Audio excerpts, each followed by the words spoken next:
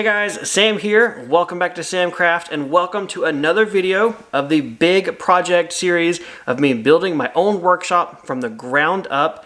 Today's video is all about finished electrical. I'm going to be installing the outlets in my walls, the switches in my walls, and wiring up this guy, my load center or sub panel in the workshop.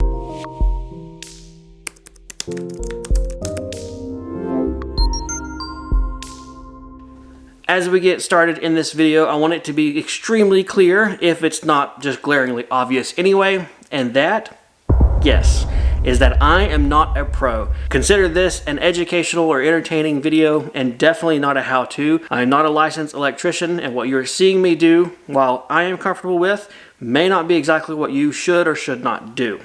Bear that in mind and do your own research, or better yet, hire an electrician before you trust this guy.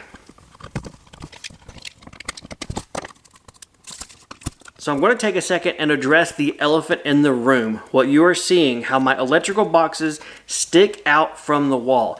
Looks pretty terrible, right? Yeah, because it is. The reason they are like this is because when I did my rough electrical work, I had the intention, the plan, and the thought that I was going to do 1/2-inch drywall for my interior wall covering. If you followed along on this build and you have seen the video where I did my wall covering, you will know that, nope, Sam didn't do that. Sam opted for a wood paneling instead, and that was not 1/2-inch thick. So that put me in the wonderful pickle of having all of my boxes for outlets and light switches sticking out about 1/4 inch too far from the wall. It doesn't make sense to pull the wall covering off and remove the boxes, push them back, or anything like that. So I'm going to just forge ahead with this. Hindsight always being 20/20, of course, it would have been great to pin it down and stick with it before I installed my boxes, make sure I knew what wall covering I was using, and actually space the boxes out as however far was needed for the finished covering. However, that didn't happen, did it? Now, whenever I put the outlet in and the plate cover gets put on them, it is completely sealed up. You're not able to stick anything in there to get access to the wires or anything like that. So what we have here is an aesthetic problem and not an actual hazard or real problem. That being said, I do want to come up with a solution to make it look better, because it probably will bug me, but at least for this video, this is what we got to work with, and we're just going to forge ahead.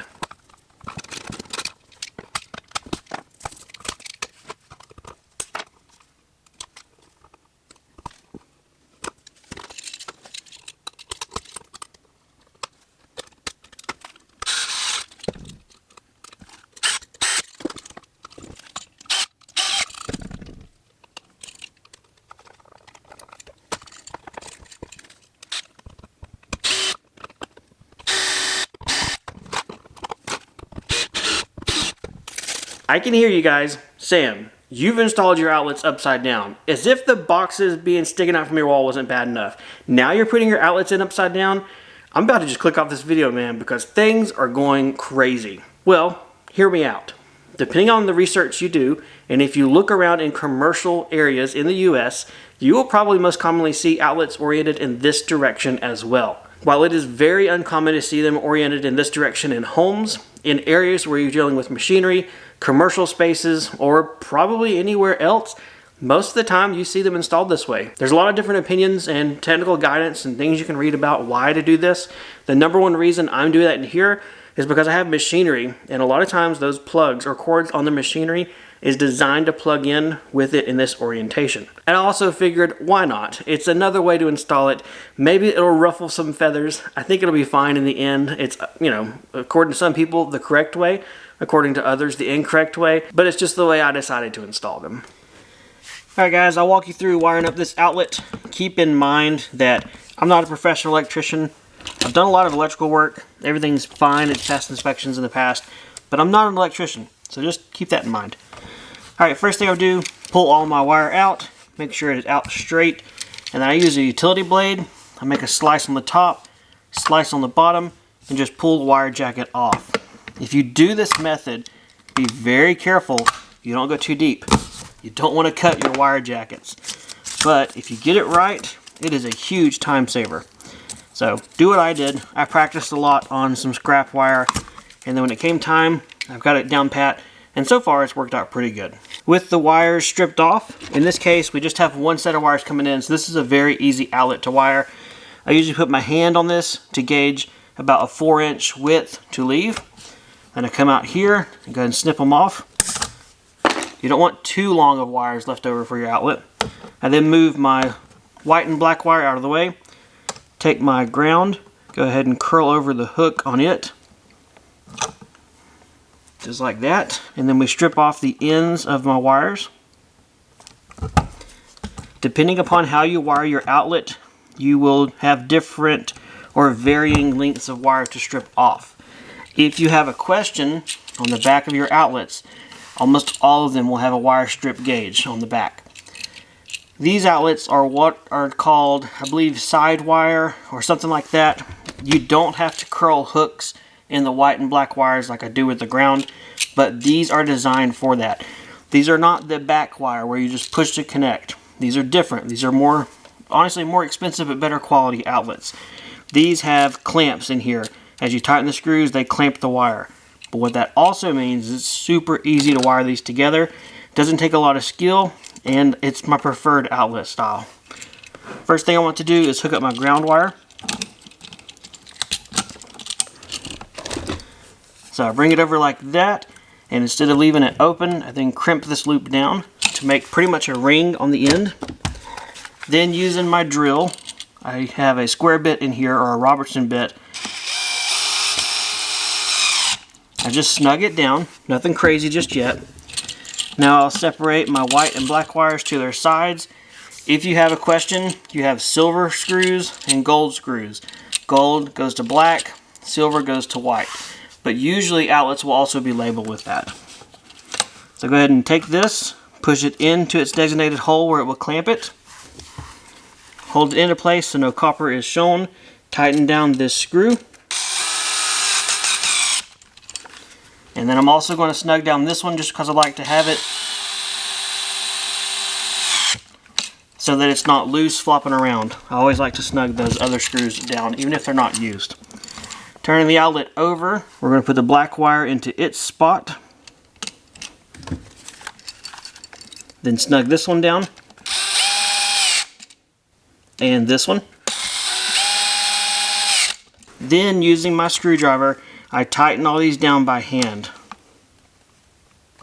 That way I don't overstrip or mess up my outlet, and I'm sure that they are snug the way I like them.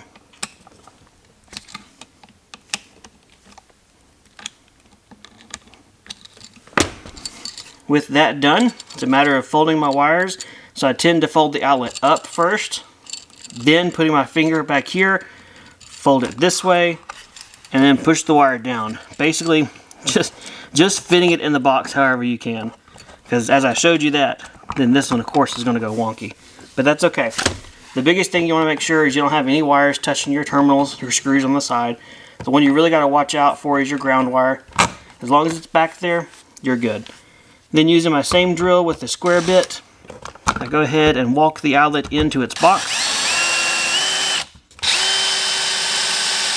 If you have the instance where your outlet is kind of facing crooked from your wall, now is the time to straighten that up. I just take a pair of flat pliers, put it in one side, and carefully kind of move it around. You want to be careful you don't break your box or damage your wires, but using that kind of gives you some leverage. Once you're done with that, go ahead and finish driving it the rest of the way in.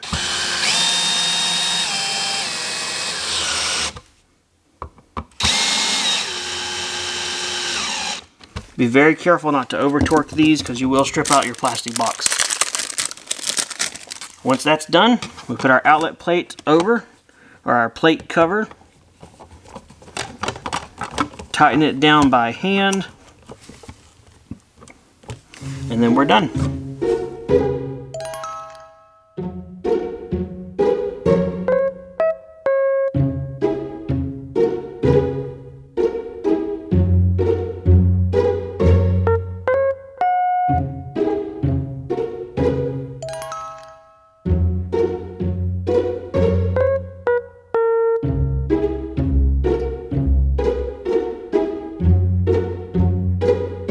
With all of my outlets and light switches wired up and the finished electrical done with those, I'm now going to turn my attention to this monster behind me, which is the sub panel or load center for my workshop. The basic wiring configuration is very easy, but I'm going to spend as much time as possible to make it look as nice as possible.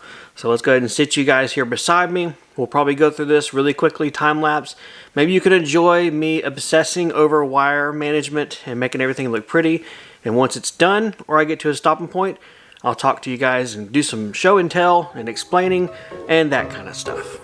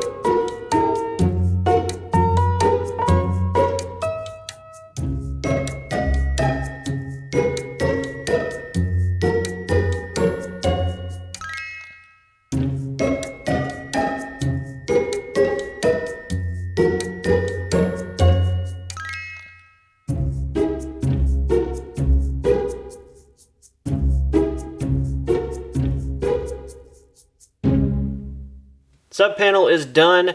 I'm not going to go over details on this stuff. I don't want this to make this a how to wire a sub panel video or anything like that. But as you see, it's a lot of wiring. I was very picky on being as organized as possible.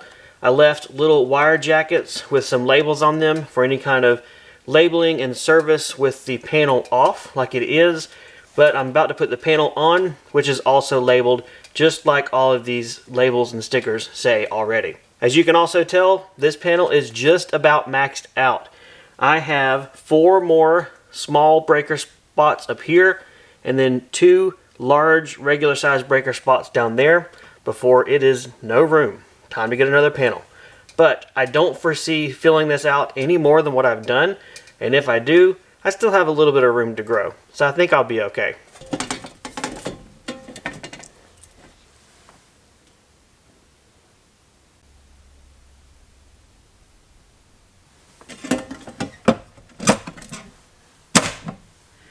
What you guys are seeing me install over here at the sub panel are 4 manual thermostats.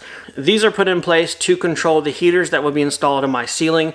I have 4 infrared panel heaters that will be mounted up there, but they themselves are not thermostatically controlled. They're all on their individual circuits, so I had to buy 4 thermostats rated for the correct amperage, voltage, and loads they will be facing, and have them mounted over here next to the sub panel. If you're looking for these kind of thermostats, they are usually sold in hardware stores next to the electric baseboard heaters, or you can find them by searching a similar term. The particular ones that I've used here, I will put a link down below, just like I do with all the other tools and equipments that I show in my videos. So if you're looking for a 120 volt, 15 amp rating thermostat, you'll find it down there. But of course, if you click that link, you'll also see all the other models available as well. Well guys, the finished electrical as far as the outlets, the light switches, the thermostats for my future heaters, and the sub panel itself are all wired up. And it feels great to have this done. It is yet another milestone, another step taken towards the grandiose goal of having this workshop done. And I'm oh so close. Not much left to do, I hope. Real quick, I do want to explain what's the purpose of this guy up here. It is the black 240 volt dryer appliance outlet. I have a garage style heater that I'll probably be putting in here to use for supplemental heat or in the event that I need it, just have it. So I decided to go ahead and mount it now because I knew I would eventually need it.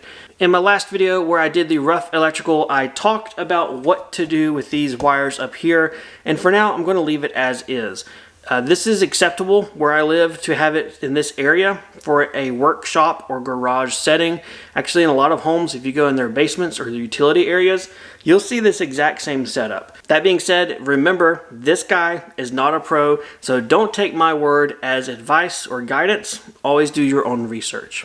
If you got any questions or comments otherwise, feel free to leave them down below. Otherwise, take care, and I'll see you guys next time in the workshop.